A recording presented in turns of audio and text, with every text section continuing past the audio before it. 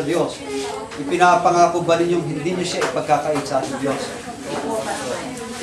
Kung ganon, nais ko pong tawagin din ang mga ninong at ninang. Mga ninong at ninang, siguro po medyo buka po tayo. Doon po yung isang grupo. Para, yan. Doon po yung, huwag po kayo magtikit-tikit. Doon po yung isang pamilya, dito po yung isang pamilya. Okay.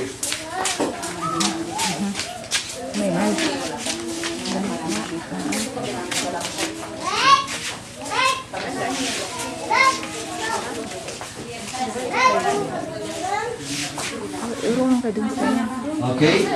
So, nasa ating harapan po ngayon, yung mga magulang at yung mga batang iyahandog ngayong kapiling po ang kanilang mga ninong at ninang. Gusto ko pong linawin sa inyo, sa lahat, sa congregation ito, na yung pong ninong at ninang ay wala po sa Biblia. Okay? Pero po, ito ay isang magandang tradisyon ng mga Pilipino. No? Ito po ay isang magandang tradisyon ng mga Pilipino, yung magkaroon po ng ninong at ninang. Sa pananampalataya po ay may tinatawag na ama ng pananampalataya o meron po tinatawag na anak sa pananampalataya. Pero yung ninong at ninang wala po. Ayon po sa ating tradisyon, yung pong mga ninong at ninang ay tatayong pangalawang magulang. Okay? Tatayo po kayong pangalawang magulang ng inyong mga inaanak. Kung gayon po, ito po ay napakagandang nakamulatan natin. No? Na magkakaroon ng extension ng pamilya itong mga batang ito.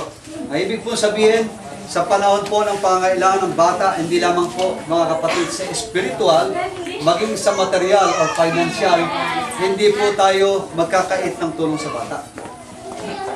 Hindi po tayo magkakait ng tulong sa bata. Ngunit higit sa lahat, sa spiritual na pangangailangan, pinakailangan po mga kapatid na tayo po ay maging bahagi ng bata sa kanyang paglaki. Naunawaan po ba ng mga ninong at ninang? Gusto po maintindihan po natin na sinasabi ng Banal na Kasulatan na yun daw oo natin ay maging oo at yung hindi natin ay maging hindi dahil kapag hindi raw ganon ay humihingi po tayo ng paghatol sa ating sarili.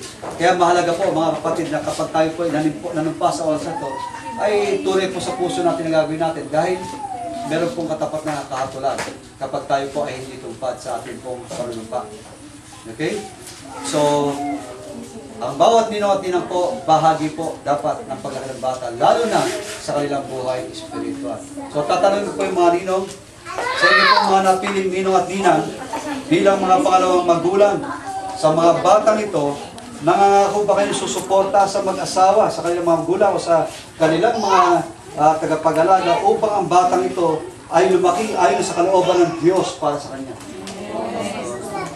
Nangangako ba kayong ipapanalangin ng batang ito at maglalaan ng pagkakataong maitulong sa kanya ang salita ng Diyos?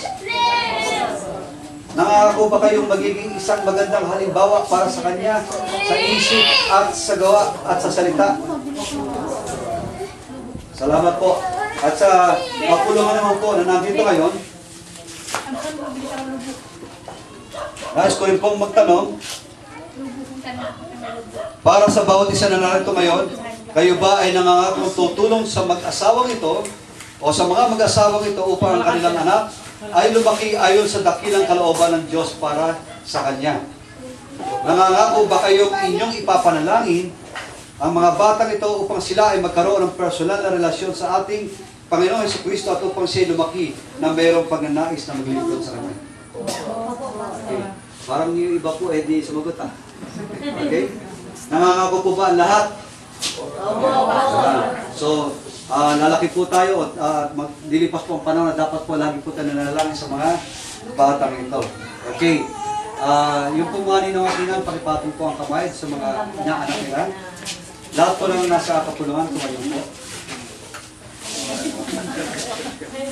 Okay. Tayo po ay magpikit ng ating mga mata. Tumayo po lahat na nasa kapulungan. Pakiayon po tayo sa kanilang panalangin. Okay? Ama namin Diyos na nasa langit, kayo po ang Diyos na nagtatag ng pamilya ayon sa iyong dakilang plano. Kami po ay dumudulog sa iyong harapan ngayon tulad ng pagdulog nila Jose at Maria nang kanilang italaga ang Panginoong Yesus bilang pagsunod sa iyong kalooban. Hiniling po namin na pagpalain mo po ang mga batang ito, pagpalain din ang kanilang mga pamilya at bigyan niyo sila ng sapat na karunungan at kaunawaan upang mabigyan ng magandang buhay ang kanilang mga anak. At higit sa lahat, Panginoon, hiniling po namin sa iyo na hayaan mo lumaki ang mga batang ito na may banal na takot at pag-ibig sa iyo. Ito po ang aming dalangin sa pangalan ng iyong anak na si Jesucristo na aming Panginoong Jesus. Amen. Amen. Amen.